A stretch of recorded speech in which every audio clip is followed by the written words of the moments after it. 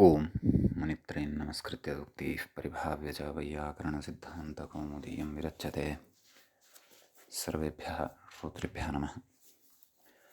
अस्माभिः गतपाठे यद्यत् पठितं तद् एकवारं स्मरामः। वयं वैयाकरणसिद्धान्तकौमुदी इत्याख्यस्य ग्रन्थस्य तत्र तद्धितेषु शैशिकप्रकरणं पठन्तः स्मः। प्रकरणस्यास्य अस्माकं क्रमे तत्र चतुर्विंशः पाठः गतपाठः प्रवृत्तः।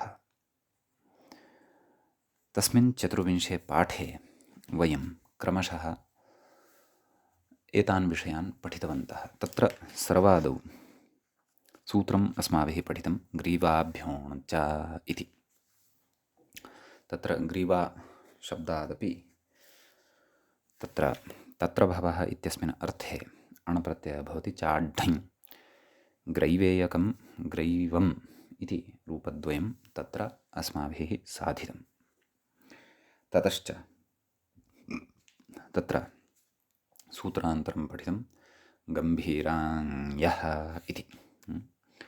गम्भीरे भवं गाम्भीर्यम् इति तत्र रूपम् अस्माभिः पठितं। तत्र गम्भीरशब्दात् ञ इति प्रत्ययो भवति इति पठितं। तत्रैव वार्तिकमेकं पञ्चजनादुपसङ्ख्यानम् इत्यपि पठितं। पाञ्चजन्यम् इति रूपं साधितं। सर्वत्रापि अत्र तत्र भवः इति अर्थः अस्त्येव इति वयं जानीमः। ततः परम् अव्ययीभावाच्च इति सूत्रं पठितम्।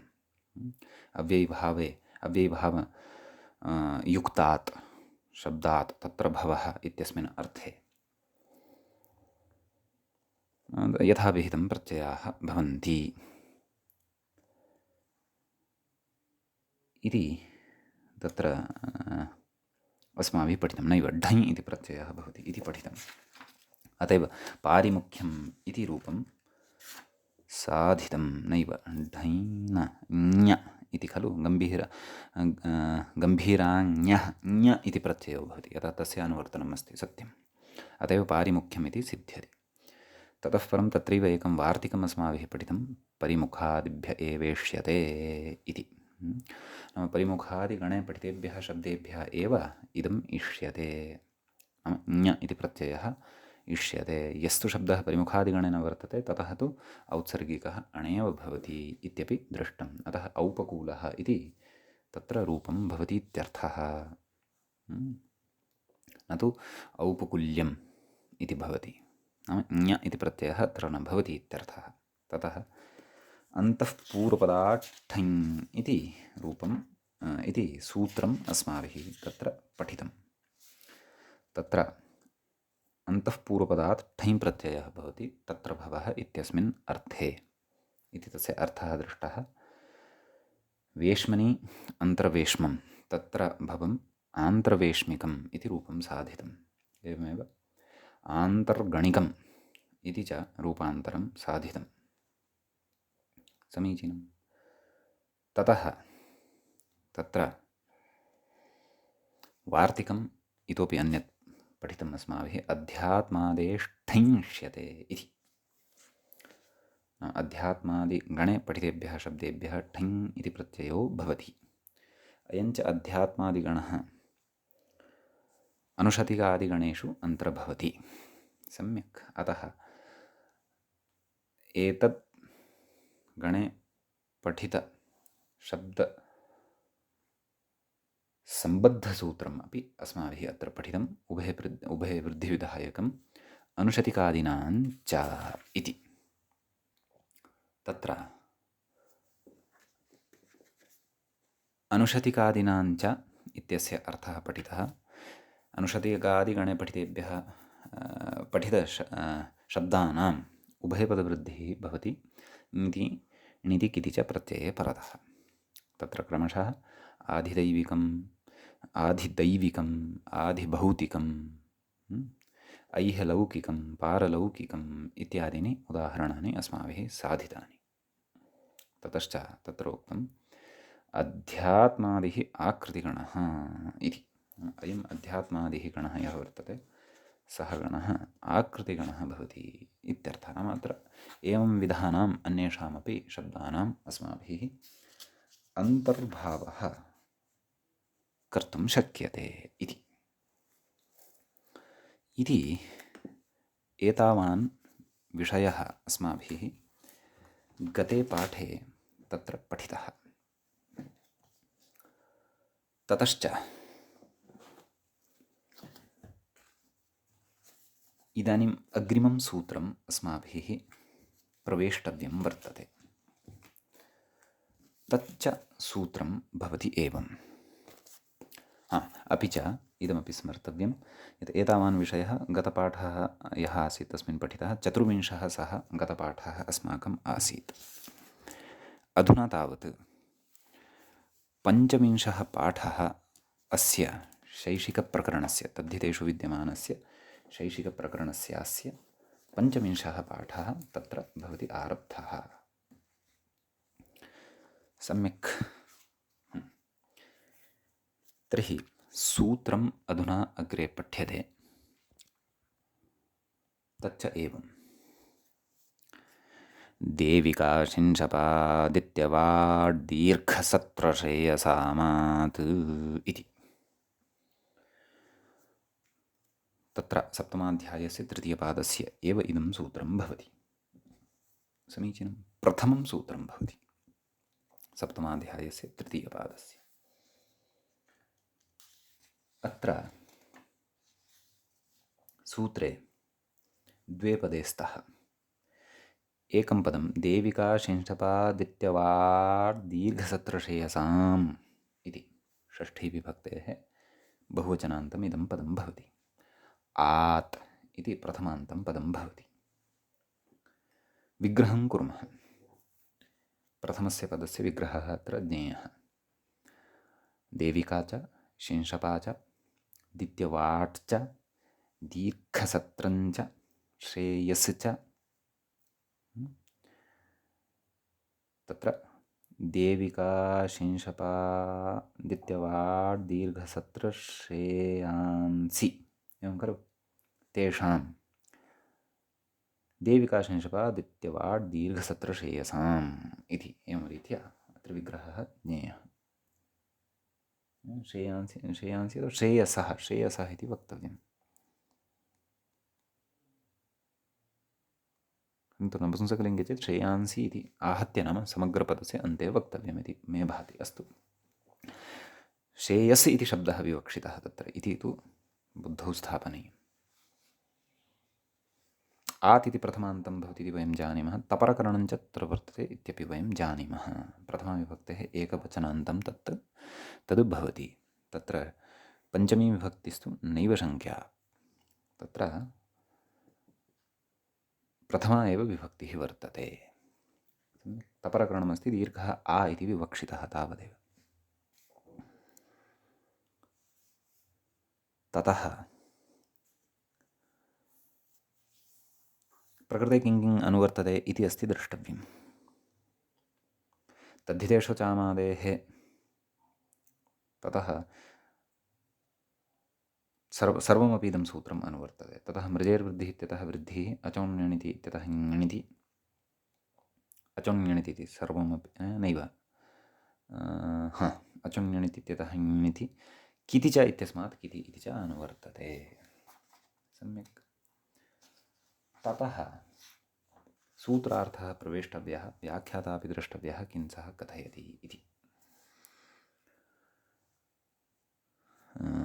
व्याख्याता कथयति आदिवृद्धिप्रकरणे इदं सूत्रं। सम्यक्। आदिवृद्धिप्रकरणे इदं सूत्रं पठ्यते। तत्रापि तृतीयपादस्य सप्तमाध्यायस्य तृतीयपादस्य प्रथमम् एव इदं सूत्रं भवति। इदमपि स्मर्तव्यम्। येषामिति मूले पश्यन्तु। येषां पञ्चानां वृद्धिप्राप्तौ आदेः अचः आत् ङिति किति च स्यादित्यपि अध्याहृत्य तत्र योजनीयम्। नाम येषां पञ्चानां के पञ्च देविका शिंशपा दित्यवाह् दीर्घसत्र श्रेयस् इति एते ये पञ्च वर्तन्ते तेषां पञ्चानां वृद्धिः प्राप्ता भवति तद्धितेषजामादेः इत्यादिभिः। तत्र वृद्धिः न भवतु परन्तु आदिति भवतु। आदिः यः अच् अचुङ् इत्यतः अचः इत्यपि वर्तते, अतः अयमर्थः लभ्यते। कः? आदेः अचः इति कः स्यात्? आत् इति भवति इति। कदा? ञिति किति च ञित् अथवा कित् प्रत्ययः परतः भवति तदा। सम्यक्।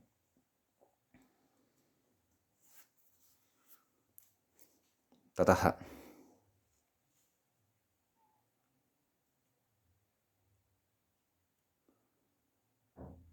अग्रे तत्र उच्यते वृद्धौ प्राप्तौ इति। तत् मूले उक्तमेव खलु, वृद्धिप्राप्तौ इति उक्तमेव खलु। तदेव अग्रे व्याख्याता कथयन्नस्ति। आदिवृद्धिप्राप्तौ तदपवादत्वेन आदेः अचः आकारः स्यादित्यर्थः इति। आदिवृद्धिः यत्र प्राप्ता परन्तु तस्य अपवादत्वेन यः आदिः अच् अत्र वर्तते तस्य आकारः भवति इति अर्थः अत्र अस्माभिः अवगन्तव्यः सूत्रस्य। सम्यक्। क्रमशः उदाहरणानि द्रष्टव्यानि। तत्र उदाह्रियते प्रथमतया किं? दाविकं। मूले पश्यन्तु, दाविकम् इति खलु। तत्र दाविकम् इत्यस्य रूपस्य सिद्धिः कर्तव्या। देविकायां भवं देविका कश्चन नदीविशेषः अथवा काचित् नदी, तस्यां भवं किं भवति? दाविकम् इति भवति। अथवा देविका इति नदी एव भवेत् इति नास्ति, अन्यापि काचित् भवितुम् अर्हति। तस्यां यद्भवं तद्दाविकं भवति इति तत्र अस्माभिः अवधानं कर्तव्यम्। सम्यक्। ततः तत्र देविका इति सप्तम्यन्तात् तत्र भवः इत्यस्मिन् सूत्रे इत्यस्मिन् अर्थे औत्सर्गिकः अण्, देविका अण्, एवं खलु। तदेव व्याख्याता कथयति देविका नाम नदी तस्यां भवम् इत्यर्थः। सम्यक्। तर्हि देविका अण्। ततः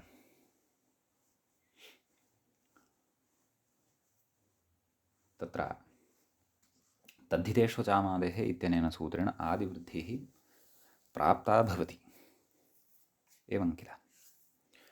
परन्तु आदिवृद्धिं प्रबाध्य एतेन सूत्रेण आदेः अचः स्थाने आदादेशो क्रियते, आदादेशः क्रियते। केन? देविका शिंशपादित्यवाड् दीर्घसत्रशयसामात् इत्यनेन। का स्थितिः जायते? दाविका अ यस्य चैत्यनेन आकारलोपः। दाविक दाविका सु पुरुरूपादिकं विधाय दाविकम् इति रूपं तत्र भवति सिद्धम्। सम्यक्। ततः अग्रे किं कथयति चेत् व्याख्याता दाविका कूला इति मूले उक्तवान् खलु। देविका कूले भवा, दाविका कूला शालयः इति कथयति। उत्तरपदवृद्धिभ्रमनिरासाय इदमुदाहरणम् इति। नाम प्रकृते उत्तरपदवृद्धिः न भवति। उत्तरपदवृद्धेः विधानम् अत्र नास्ति। अत्र पूर्वपदादिवृद्धिः प्राप्ता, परन्तु तस्याः वृद्धेः निवृत्त्यर्थम् अयमारम्भः कृतः, तावदेव। अतः किमुच्यते? उत्तरपदवृद्धिभ्रमनिरासाय इदमुदाहरणं। किमुदाहरणं? दाविका कूलाः शालयः इति। अग्रे कथयति अस्य सूत्रस्य तदधिकारबहिर्भूतत्वादिति भावः। इदञ्च सूत्रं यद् वर्तते उत्तरपदे इत्यधिकारे नास्ति भोः, तस्मात् बहिः अस्ति इदम्। तत्र न भवति इदम् अयमधिकारः अथवा इदं सूत्रं। सम्यक्। तर्हि कथं विग्रहः? देविकाकूले भवाः के शालयः, ते के दाविकाकूलाः भवन्ति। तर्हि देविकाकूल इति सप्तम्यन्तात् देविकायाः कूलं देविकाकूलं, कूलं नाम तटविशेषः इत्यपि उच्यते। तत्र भवाः ये शालयः, देविकाकूल इत्यस्मात् तत्र भव इत्यस्मिन् अर्थे औत्सर्गिकः अण, आदिवृद्धिः प्राप्ता, परन्तु प्रकृतसूत्रेण तत्र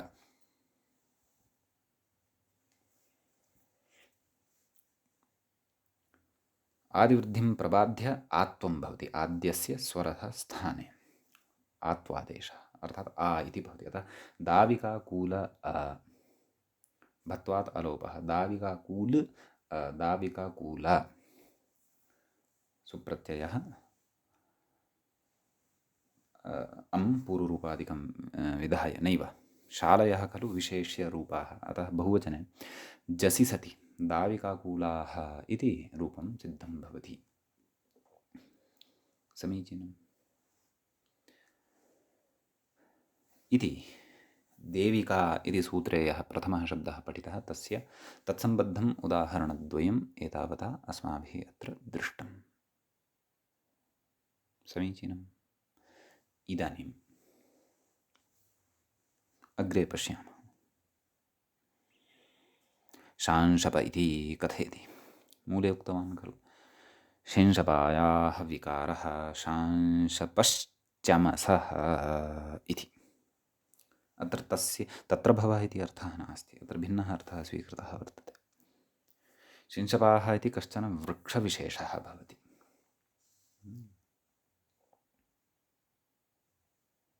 अथवा स्त्रीलिङ्गे चेत् तर्हि तु शिंशपायाः इत्येव वक्तव्यम्। भवतु।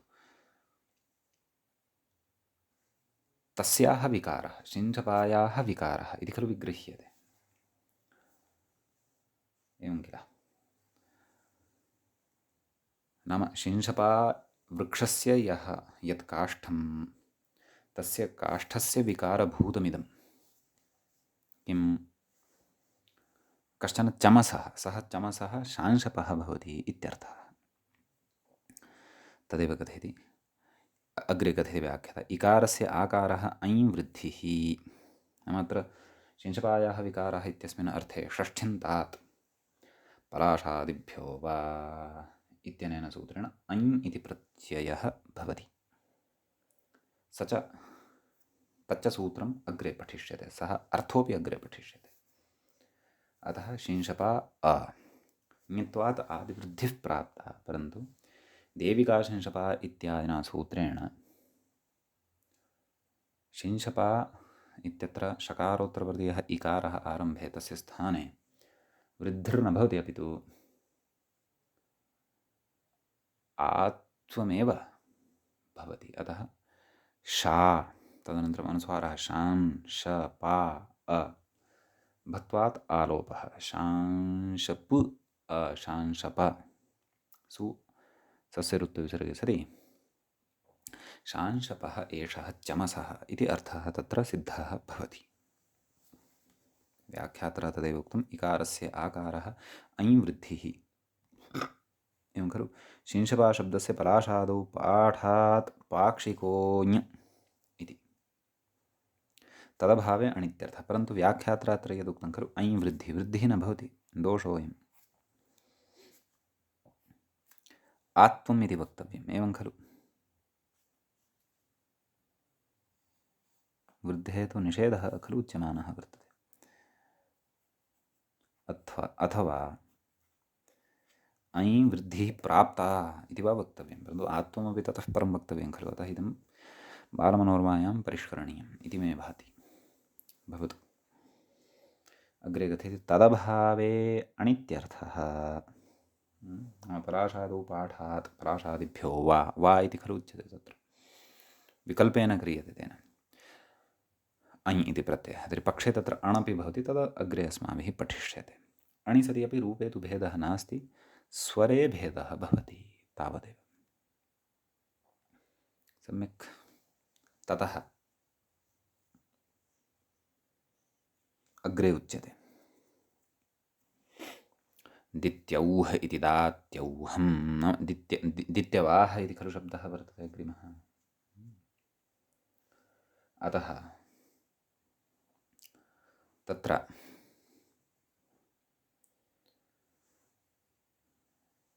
दित्यवाट् कः भवति? यः वर्षद्वयस्य शावकः भवति कश्चन, तस्य षष्ठीविभक्तेः एकवचनं दित्यवाः इति शब्दस्य षष्ठीविभक्तेः एकवचने रूपं भवति दित्यौहः। अथ विग्रहः कथं क्रियते? दित्यौहः इदं, तदेव व्याख्याता कथयति। दित्यवाः शब्दात् तस्येदम् इत्यणि, दित्यौहः इदम् इत्यस्मिन् अर्थे दित्यवाः इति षष्ठ्यन्तात् तस्येदम् इत्यनेन सूत्रेण अण इति विधीयते। का स्थितिः जायते? दित्यवाः अण। सम्यक्। ततश्च दित्यवाः अण इत्यवस्थायां वाह ऊठ् इति एकं सूत्रं, तेन सूत्रेण दित्यवाह इत्यत्र यः व वर्णः वर्तते तस्य स्थाने ऊठ् इति सम्प्रसारणम्, ऊठः उ इति अवशिष्यते। का स्थितिः जायते?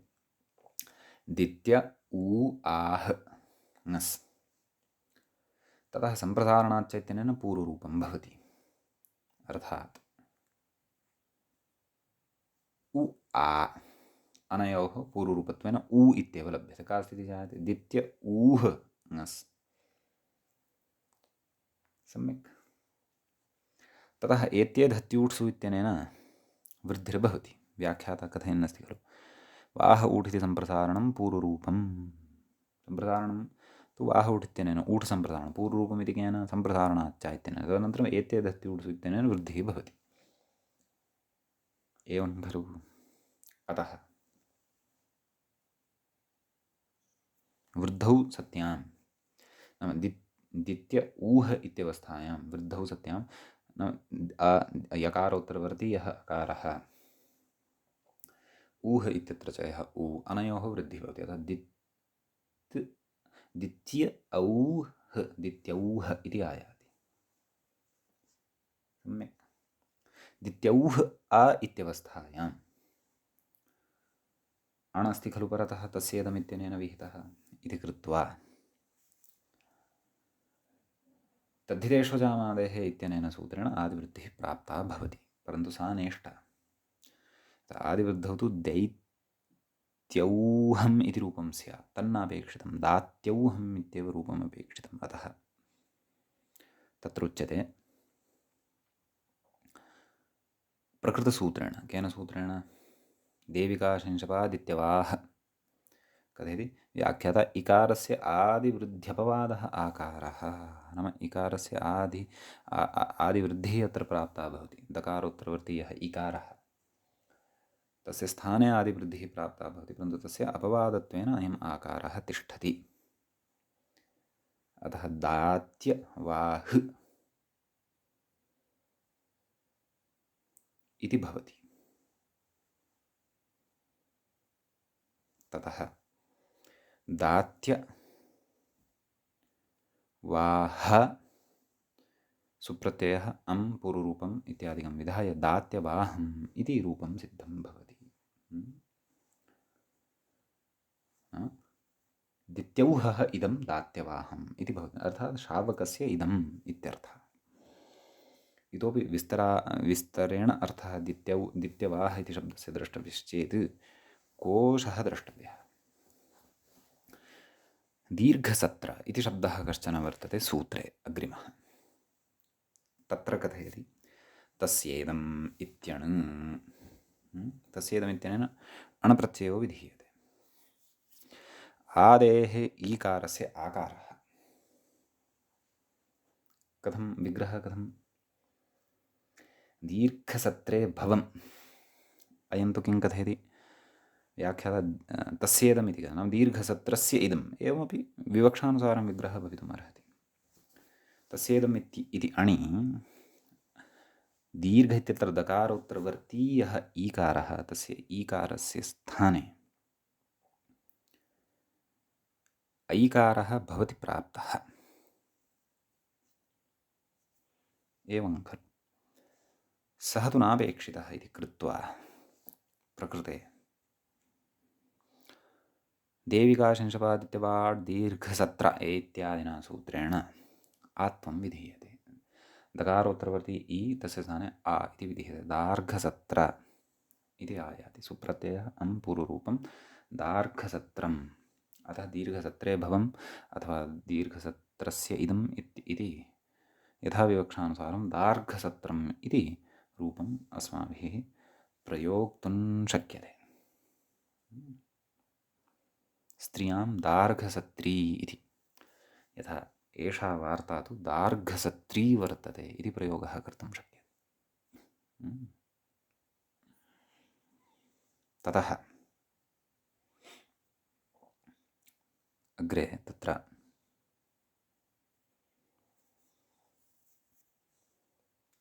प्रयोगः क्रियते।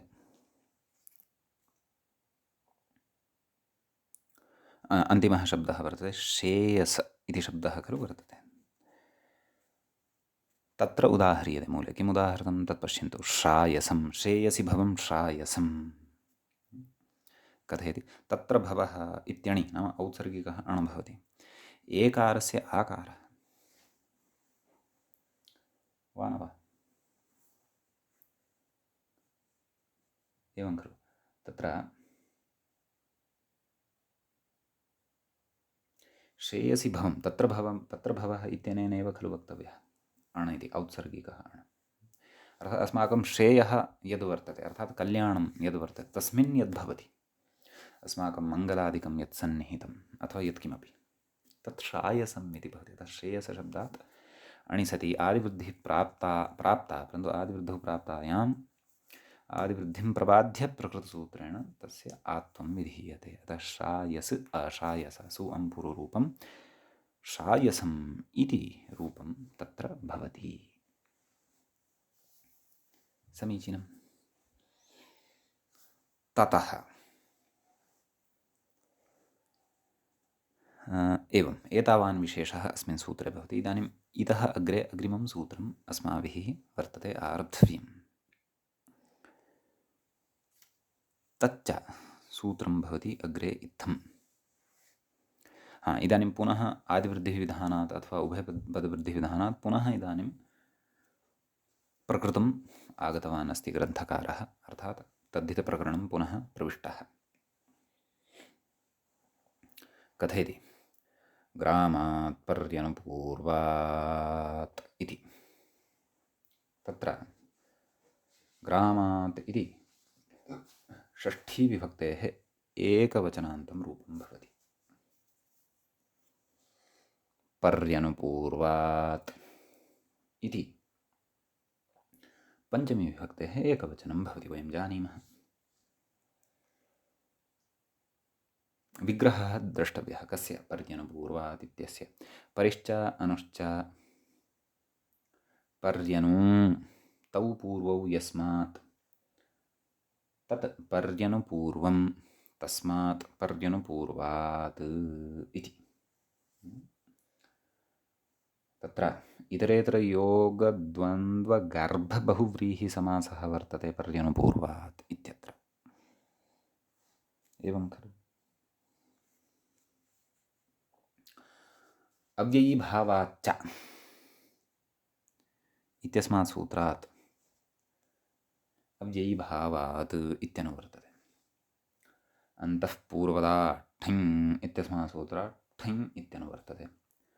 तत्र भवः इत्यस्य अनुवर्तनमस्ति। प्रत्ययः परश्च ज्ञाप्रातिपदिकात् तद्धिताः समर्थानां प्रथमाद्वा शेषे एते च सर्वेपि तत्र लभ्यन्ते। समीचीनम्। ततः प्रकृते क्रियते कश्चन सूत्रार्थः। मूले सूत्रार्थः उक्तः वा इत्येतत् नोक्तः। ठिङ् स्यात् एतावदेव उक्तं। व्याख्यात्रा किमपि उच्यते वा इत्येतत् उच्यते। किम् उच्यते? ठञ् स्यादिति अन्तःपूर्वपदात् इत्यतः तदनुवृत्तेरिति भावः नाम ततः अनुवर्तते तावदेव। तर्हि कथं सूत्रार्थः ज्ञातव्यः समग्रोऽपि अव्ययीभावसमासयुक्तात् सप्तम्यन्तात्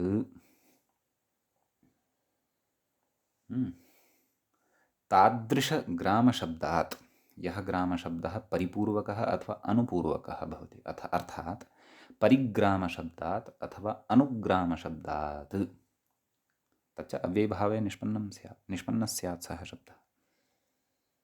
भावार्थे ठञ् प्रत्ययः भवति तत्र भवार्थे तत्र भवः इत्यस्मिन् अर्थे ठञ् प्रत्ययो भवति इति अवगन्तव्यम्।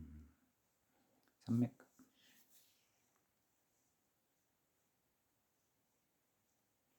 अतः प्रकृते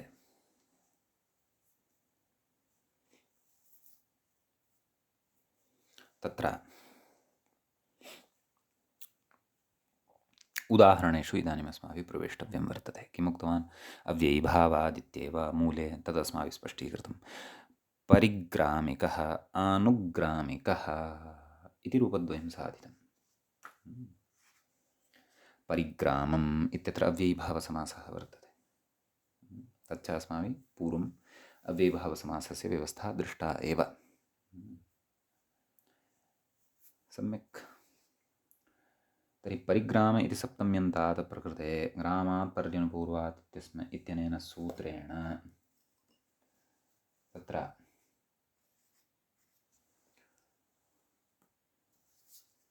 ठञ् इति प्रत्ययः विधीयते तत्र भवः इत्यस्मिन् अर्थे। का स्थितिः जाता? परिग्राम ठञ् परिग्राम ठ ठस्य एकः इत्यनेन इकादेशः परिग्राम इका तद्धितेषजामादः इत्यनेन आदिवृद्धिः पारिग्राम इका यस्य चैत्यनेन अलोपः पारिग्राम इक पारिग्रामिक सुप्रत्ययः सस्य किं रूपं पारिग्रामिकः इति साधनीयं खलु। सुप्रत्ययः सस्य ऋत्वविसर्गे सति पारिग्रामिकः इति रूपं तत्र भवति सिद्धं। सम्यक्। एवम् आनुग्रामिकः अनुग्रामम् इति अस्ति खलु। तस्मात् अव्ययीभावात् अत्र ग्रामात् पर्यनुपूर्वात् एवं खलु। एतेन सूत्रेण तत्र ठञ् प्रत्ययः अन्या सर्वात् प्रक्रिया प्रागवत् आनुग्रामिकः इति रूपं सिद्धं भवति। नाम ग्राम तद् अनु इत्यादीनां विशिष्टाः विविधाश्च अर्थाः अस्माभिः अव्ययीभावप्रकरणे पठिताः एव खलु। अतः तान् अर्थान् आदाय अत्र अस्माभिः सङ्गतिः कर्तुं शक्या। समीचीनम्। ततः इदानीम् अग्रिमं सूत्रम् अत्र अस्माभिः वर्तते द्रष्टव्यम्। अस्मिन् सूत्रे तु एतावान् विशेषः सम्पन्नः। अग्रिमं सूत्रं वर्तते जिह्वामूलाङ्गुले स्थः इति। सूत्रस्य आदौ पदच्छेदः द्रष्टव्यः। तत्र जिह्वामूलाङ्गुलेः इति एकं पदं भवति। पञ्चम्यन्तं पञ्चमीविभक्तेः एकवचनान्तं तद्भवति। छः छः इति प्रथमान्तं भवति। प्रथमाविभक्तेः एकवचनान्तं तद् भवति। ततः प्रत्ययः परश्च ज्ञाप्रातिपदिकात् तद्धिताः समर्थानां प्रथमाद्वा शेषे एतत् सर्वमपि अत्र अनुवर्तते। तत्र भवः इत्यस्यापि अत्र अधिकारो वर्तते। समीचीनम्। ततः सूत्रार्थः ज्ञेयः। मूले सूत्रार्थः न कृतः, साक्षात् उदाहरणम् उक्तम् अस्माभिः कर्तव्यः। जिह्वामूल इत्यस्मात् शब्दात् अङ्गुलि इत्यस्मात् च शब्दात् तत्र भवः इत्यस्मिन् अर्थे छ प्रत्ययो भवति। छः छ इति प्रत्ययः इत्यर्थः। तर्हि रूपद्वयं दत्तमस्ति जिह्वामूलीयम् अङ्गुलीयम् इति च। कथं विग्रहः?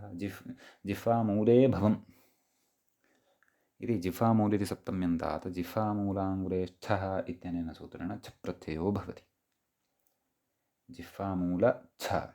तदनन्तरम् आयनयीनः ईनिः इत्यादिना सूत्रेण छस्थाने ईयादेशः जिह्वामूल ईय। भत्वात् लकारोत्तरवर्तिनः अकारस्य लोपः यस्येति च इत्यनेन।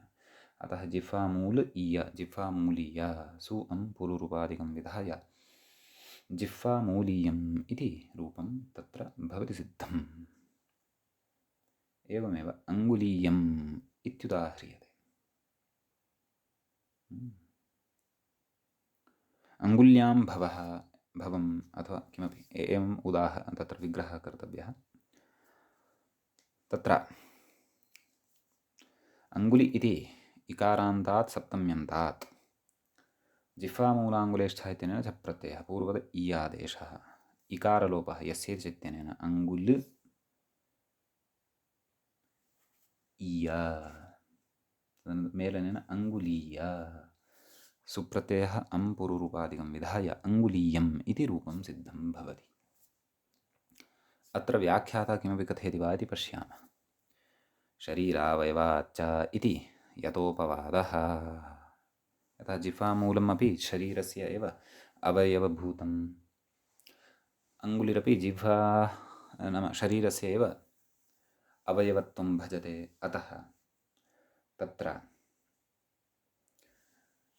अङ्गुलि इति शब्दात् अतः प्रकृते शरीरावयवाच्च इत्यनेन सूत्रेण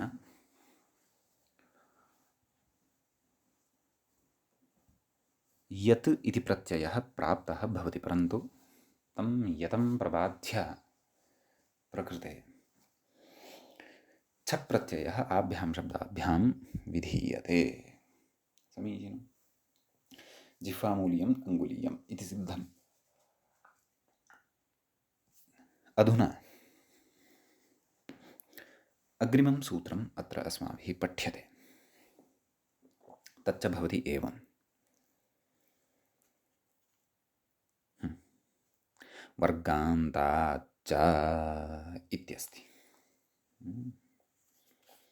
वर्गान्तात् पञ्चमी विभक्तेः एकवचनं भवति। च इति अव्ययपदं भवति। तत्र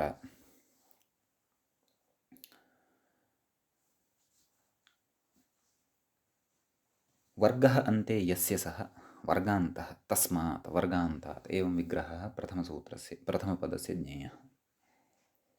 तत्र भवः इत्यनुवर्तते। प्रत्ययः परश्च ज्ञाप्रातिपदिकात् तद्धिताः समर्थानां प्रथमाद्वा शेषे छः इति च अनुवर्तते। जिह्वामूलाङ्गुलेश्छः इत्यस्मात् छः इति अनुवर्तते। सम्यक्। वर्गान्तशब्दात् नाम वर्ग इति शब्दः यस्य अन्ते भवति तादृशात् शब्दात्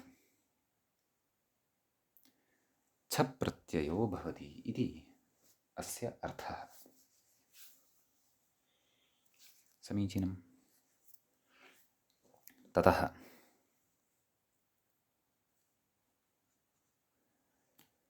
तत्र उच्यते कादिवर्गे भवम् इत्यर्थः। किं कवर्गीयम् इत्यस्य अर्थं कथयन् अस्ति कः व्याख्याता? तत्र पश्यन्तु, उदाहृतं खलु कवर्गीयम् एकमेव उदाहृतं। कवर्गे भवम् एवं रीत्या विग्रहः कर्तव्यः। तर्हि कवर्गे इति सप्तम्यन्तात् तत्र भवः इत्यस्मिन् अर्थे वर्गान्ताच्च इत्यनेन सूत्रेण छ प्रत्ययो भवति। अतः कवर्ग छ कवर्ग ईय भत्वात् अलोपः कवर्गीय सुप्रत्ययः तस्य स्थाने अं पूर्वरूपादिकं विधाय कवर्गीयम् इति रूपं तत्र अस्माकं सविधे भवति सिद्धम्। समीचीनं। ततः तत्र अग्रे उच्यते सूत्रान्तरम्। एतत् सूत्रगतः तु विशेषः सम्पन्नः। अग्रे सूत्रं वर्तते, व्याख्यात्रा किमपि नैव, सर्वम् उक्तम्। अग्रे उच्यते अशब्दे यत्खावन्यतरस्याम् इति। सूत्रस्य पदच्छेदः द्रष्टव्यः, कथसूत्रेण सह अस्य सूत्रस्य सम्बन्धः वर्तते। अशब्दे सप्तमी विभक्तेः एकवचनान्तम् इदं रूपं भवति। यत्खौ इति प्रथमा विभक्तेः द्विवचनान्तं रूपं भवति। अन्यतरस्याम् इति विभक्तिप्रतिरूपकम् अव्ययं भवति। न शब्दः अशब्दः तस्मिन् अशब्दे, सम्यक्, न तत्पुरुषसमासोऽत्र भवति। यत्खौ इत्यत्र विग्रहं पश्यन्तु, यत् च खश्च अथवा यच्च खश्च, यत्खौ तयोः नैव, यत्खौ इत्येव वर्तते, इतरेतरयोगद्वन्द्वः प्रकृते वर्तते। समीचीनं। वर्गान्ताच्च इति सूत्रात् वर्गान्तात् इति अनुवर्तते। तत्र भवः इति अनुवर्तते। प्रत्ययः परश्च ज्ञाप्रातिपदिकात् तद्धिताः समर्थानां प्रथमाद्वा शेषे इत्यादिकमपि सर्वं प्रकृते लभ्यते, अनुवर्तते। समीचीनं। ततः प्रकृते सूत्रार्थः ज्ञेयः वर्तते अस्माभिः। व्याख्यात्रात् उच्यते वर्गान्तात् छ इति शेषः। तत्र परन्तु सूत्रस्य अर्थः कः? कथयति अशब्दे इत्युच्यते। अशब्दे इति तत्र निमित्तसप्तमी नास्ति, विषयसप्तमी अस्ति। वर्गान्तात् इति च यद् अनुवर्तते तेन सह अस्य सम्बन्धः वर्तते। अर्थात् वर्गान्तात् यत् प्रत्ययः खप् प्रत्ययश्च भवति, अन्यतरस्यां विकल्पेन पक्षे अत्र छ प्रत्ययः अपि वक्ष्यते, परन्तु वर्गशब्दस्य अर्थः कः ग्राह्यः? अत्र वर्गशब्दस्य अर्थः प्रकृते शब्दार्थः न ग्राह्यः। अर्थात् यथा क ख ग घ ङ एते शब्दाः भवन्ति वर्गेषु, तादृशः अर्थः न ग्राह्यः, अशब्दार्थः ग्राह्यः। वर्गशब्दस्य अन्येपि अर्थाः भवन्ति।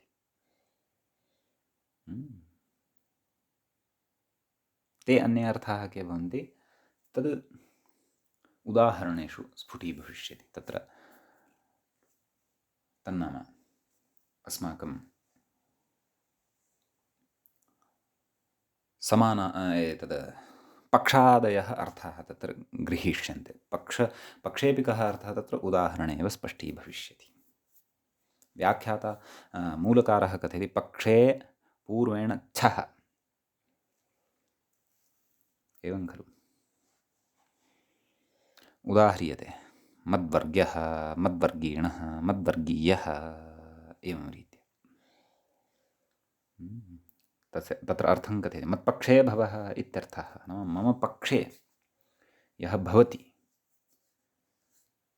सः मद्वर्ग्यः अथवा मद्वर्गीणः अथवा मद्वर्गीयः, एवं त्वच्छब्दोऽपि गृहीतुं शक्यते। त्वद्वर्गीयः, त्वद्वर्गीणः, त्वद्वर्ग्यः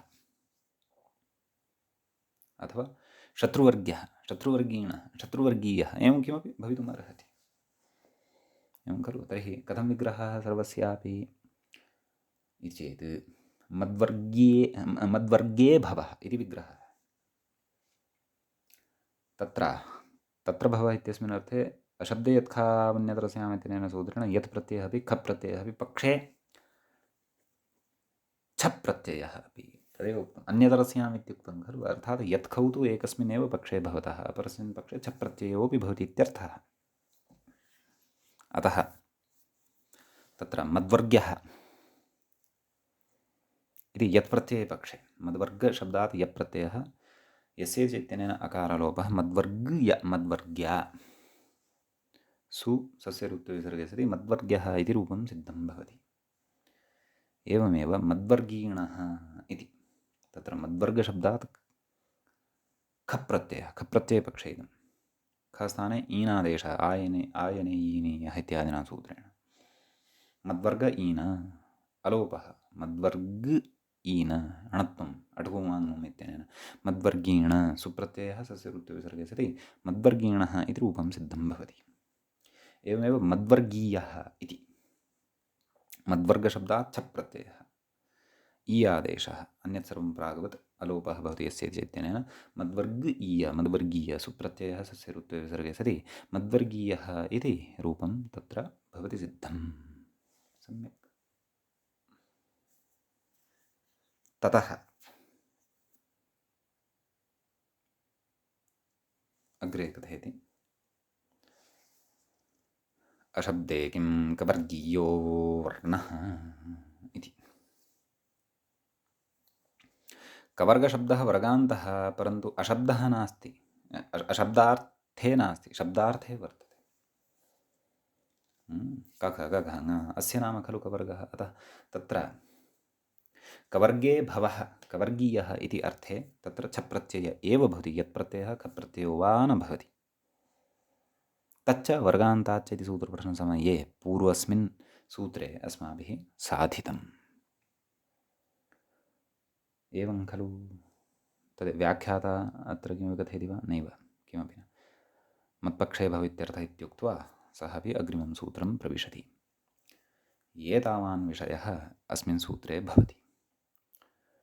अधुना वयमपि तत्र अग्रिमं सूत्रं प्रविशामः। तदिदम् अग्रिमं सूत्रं भवति एवम्।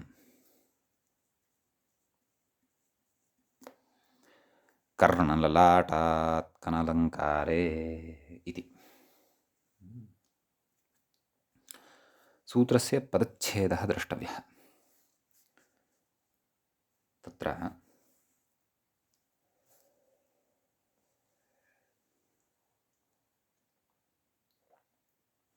कर्णललाटात् इति एकं पदं वर्तते, पञ्चमी विभक्तेः बहुवचनान्तं, क्षन्तव्यः एकवचनान्तं। कन् इति प्रथमा विभक्तेः एकवचनान्तं वर्तते। अलङ्कारे इति सप्तमी विभक्तेः एकवचनान्तं च वर्तते।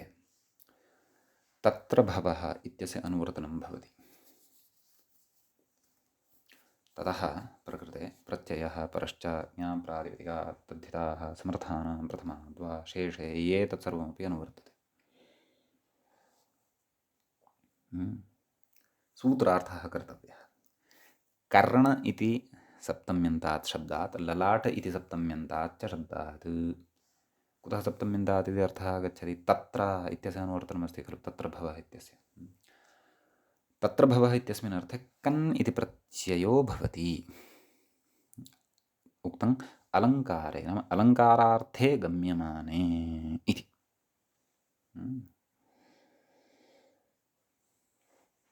तत्र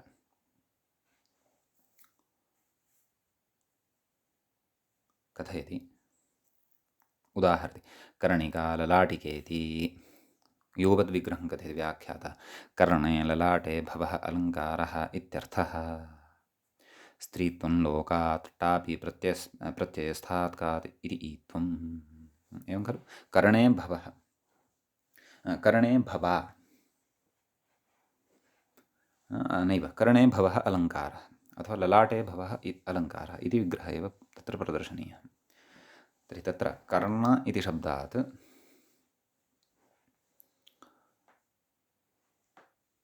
तत्र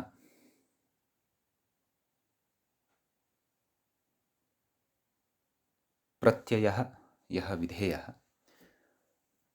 सः कन् इति प्रत्ययः। कर्ण कन्, कनः क अवशिष्यते, कर्णक। सम्यक्। कर्णक अपि च ललाटक, तत्र विग्रहादिकं सर्वम् एवमेव। सम्यक्। कर्णक ललाटक इत्यवस्थायां स्त्रीत्वविवक्षायां टाप् भवति। एवं खलु। अजाद्यतष्टाप् टापि परतः स्त्रीप्रत्ययप्रकरणे सूत्रं पठितं खलु अस्माभिः।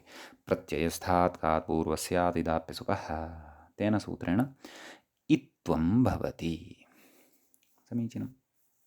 अर्थात् ककारात् पूर्वं विद्यमानस्य अकारस्य इत्थं भवति। कर्णिका, ललाटिका, पुनः सुप्रत्ययः हल्ङ्यादिना सोर्लोपे सति कर्णिका ललाटिका इति रूपद्वयं सिद्धं भवति।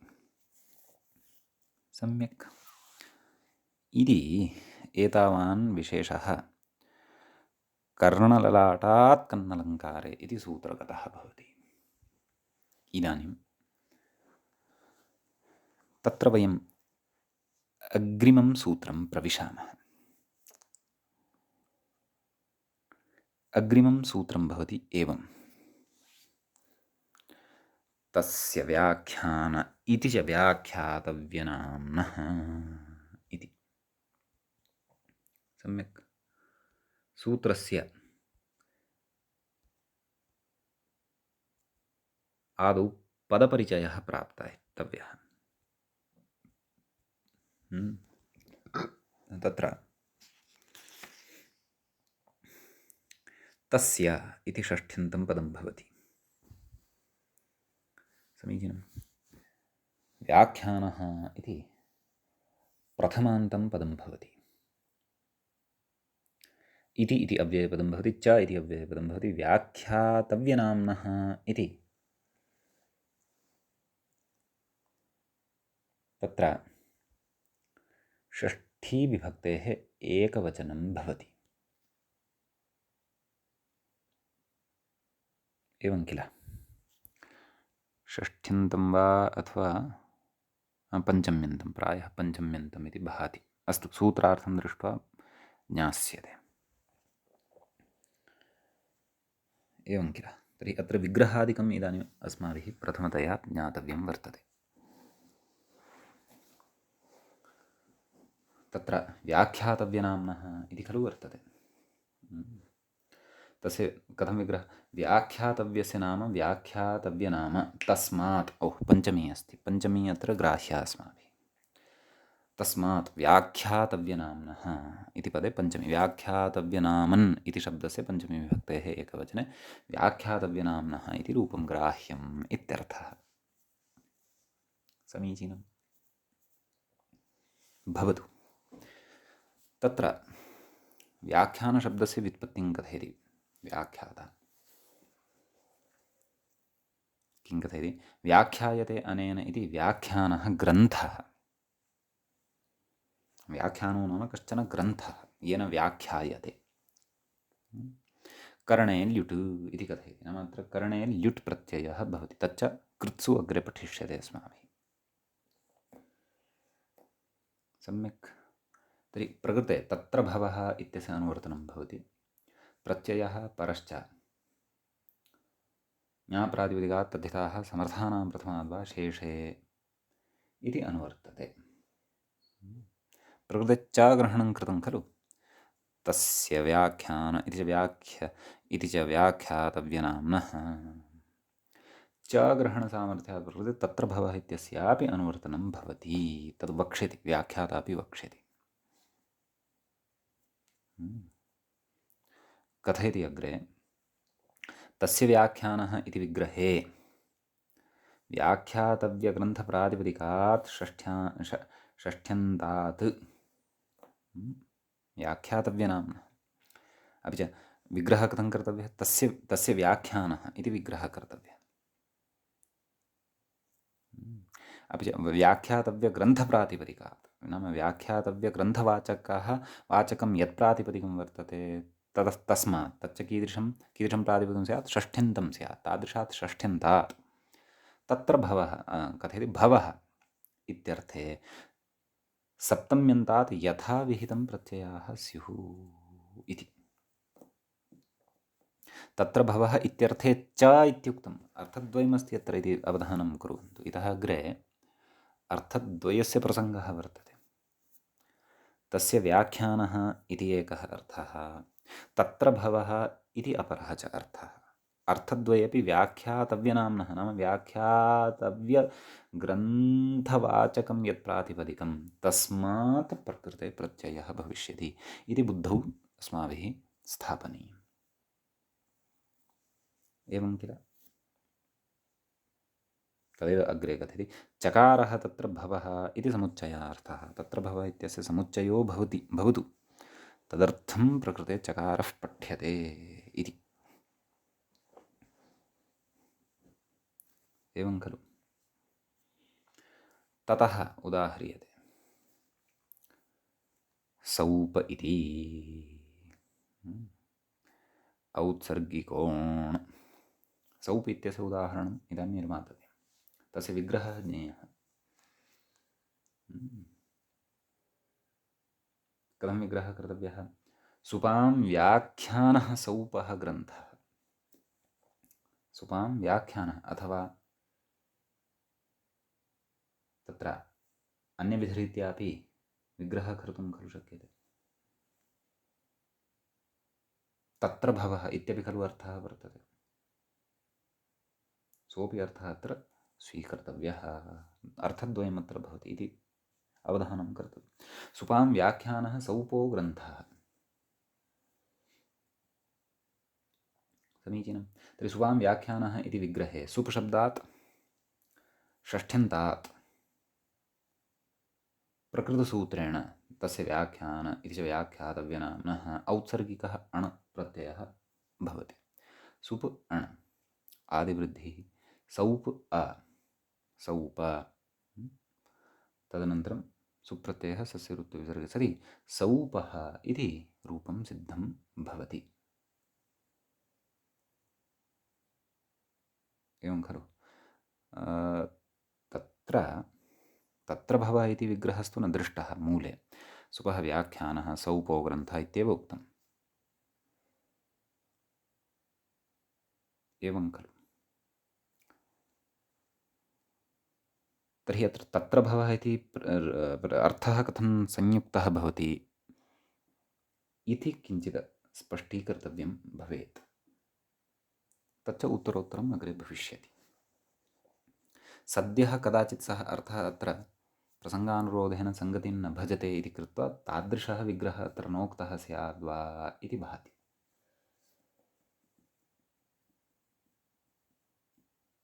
एवं खलु। नैव नैव अग्रे वक्ष्यते सुप्सु भवं सौपम् इत्यपि वक्ष्यते। अस्तु अस्तु तद् अग्रे आगमिष्यति। भवतु।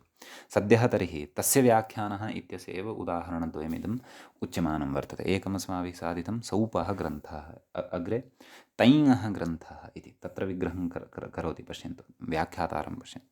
तिङां व्याख्यानः ग्रन्थः इत्यर्थः। तर्हि तिङ् इति षष्ठ्यन्तात् तिङां व्याख्यानग्रन्थः इत्यस्मिन् अर्थे तस्य व्याख्यान इति च व्याख्यातव्यनाम्नः इत्यनेन सूत्रेण औत्सर्गिकः अण् तिङ् अण् आदिवृद्धिः तैङ् अ तैङ सु सस्य ऋत्वविसर्गे सति तैङः इति रूपं तत्र सिद्धं भवति। सम्यक्। ततः कार्तः इति रूपं कृतां व्याख्यानः इति विग्रहो भवति। कृतां व्याख्यानः ग्रन्थः इति विग्रहः कर्तव्यः। कृत् नाम कृतप्रत्ययाः। इतः पूर्वं तिप् प्रत्ययाः सुप् प्रत्ययाः इत्यर्थः। समीचीनं। तर्हि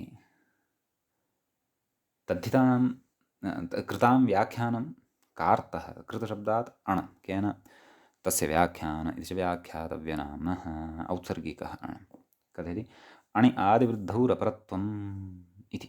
अणि सति आदिवृद्धिः भवति रपरत्वं च भवति। कार्त् अकार्त सु सस्य ऋत्विसर्गे सति कार्तः इति उदाहरणं तत्र भवति सिद्धं। सम्यक्। ततः अग्रे उच्यते किं व्याख्यातरा कथ्यते भवार्थे उदाहरति। तच्च वयम् अग्रिमे पाठे द्रक्ष्यामः। अद्यतनपाठे तावत् एतावदेव पठित्वा अत्रैव पाठस्यास्य उपसंहरणं वयं कुर्मः। अत्रैव मङ्गलं भवति।